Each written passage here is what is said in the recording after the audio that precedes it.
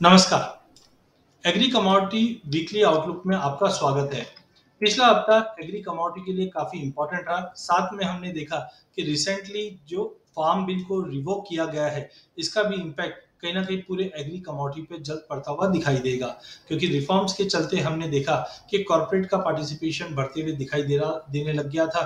But कहीं ना कहीं अब इसका एक सेटबैक हो सकता है कि प्राइजेस पे पड़े।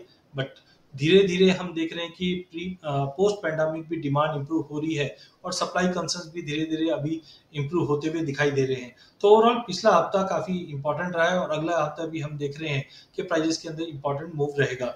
सबसे पहले एडिबल ऑयल पैक के अंदर हम सोयाबीन की बात करें तो हमने करीबन शॉर्ट स्विच के चलते 9% की तेजी सोयाबीन में देखी, जैसे हमने उम्मीद रखी थी। हाँ, हमारा उम्मीद ये था कि प्राइजेस में 5100 से रैली करेगा, 5700 तक की लेवल मिले गए। बट कहीं ना कहीं शॉर्ट स्क्वीज के चलते, अराइवल डिले के चलते और साथ में सोया मिल की डिमांड पोल्ट्री इंडस्ट्री से बढ़ने के चलते हमने प्राइजेस में एक बहुत बड़ी तेजी देखी, जो 6150 पे जाकर हाई लगाता हुआ दिखाई दिया। टेक्निकली 5850 के ऊपर सोयाबीन कंटिन्यू होल्ड करता है तो 6400 तक के भी लेवल हम देख पाएंगे। कैस्टर के अंदर हायर लेवल से हमने बिकवाली बनती हुई देखी। टेक्निकली लॉन्ग लिक्विडेशन है, जो कहीं ना कहीं 6250 का सपोर्ट लेता हुआ दिखाई दे रहा है। एज ऑफ नाउ हमें लगता है प्राइजेस 6500 से लेकर 6450 के बीच में ट्रेड करेगा। 6300 के करीब मिलने पे कैस्टर को लेके चलिए 6450 के टारगेट के लिए। वहीं पाम ऑयल की बात करें तो अभी भी हमने क्रूड की गिरावट के चलते थोड़ा प्रेशर जरूर बनते हुए देखा है।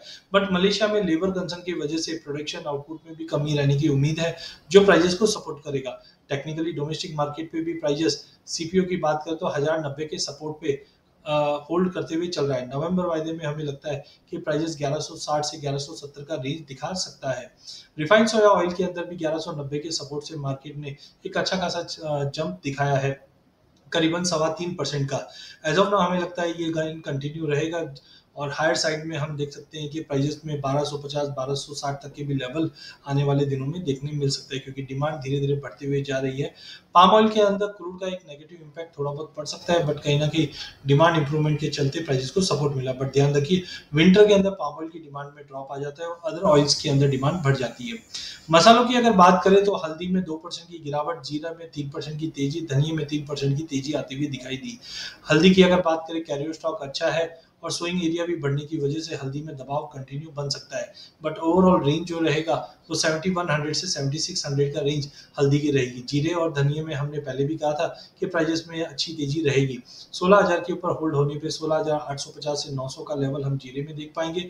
वहीं धनिया 8200 का लेवल अगर वीकली बेस पे कंटिन्यू होल्ड करता है अगला हफ्ता, तो 8850 से 9000 तक का भी लेवल हम देख पाएंगे।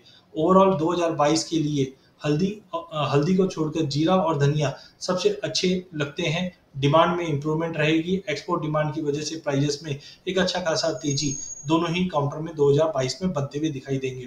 वहीं अगर हम गवार कॉम्प्लेक्स की बात करें तो हमने पहले भी कहा है, हमारा स्टैंड जो है वो न्यूट्रल रहना है। ओवरऑल हमें लगता है गवार कॉम्प्लेक्स के अंदर तेजी का रुख कम रहेगा, बिकॉज हायर साइड पे डिमांड में हमने कंटिन्यू फॉल आते हुए देखा है। बट स्पेकुलेटिव बाइंग बार बार में हम आते हुए देख पा रहे हैं। टेक्निकली 5900 तक के भी लेवल हम गवार सीट में और 10,200 तक के भी लेवल हम गवार गम में देख पाएंगे। ये अगले हफ्ते में थोड़ा भी अगर बाउंस मिलता है तो बिकवाली की जा सकती है। ओवरऑल काउंटर में वीकनेस कंटिन्यू रहेगी। मेंथा ऑयल के अंदर विंटर डिमांड बढ़ने पे है, बट कहीं ना कहीं कैश क्रंचेस के चलते प्राइजेस सस्टेन नहीं कर पा रहा है। टेक्निकली 956 का इंपॉर्टेंट दर रहेगा। 956 के ऊपर निकलने पे ही हम 980 से 990 तक का लेवल देख पाएंगे। वहीं पूरे कॉटन कॉम्प्लेक्स की अगर बात करें तो एक उम्मीद थी प्रॉफिट बुकिंग की, वैसी उम्मीद हमने देखी। 1.5 से 2% की गिरावट हमने कॉटन के प्राइजेस में, कॉटन सीड में भी 0.25% की गिरावट और कपास में 1.5% की गिरावट हमने बनते हुए देखी है। As of now arrival pressure के चलते प्राइजेस में दबाव जरूर है, बट टेक्सटाइल इंडस्ट्री और डेयरी इंडस्ट्री से अच्छे डिमांड के चलते आने वाले दिनों में एक बड़ी तेजी इन तीनों कमोडिटी में बनते हुए दिखाई दे रही है। कॉटन अगले हफ्ते के लिए 31,200 के करीब लेके चलिए 32,500 के टारगेट के लिए। कॉटन सीड ऑयल केक में भी 2400 2450 के करीब लेके चलिए 2580 के टारगेट के लिए। धन्यवाद।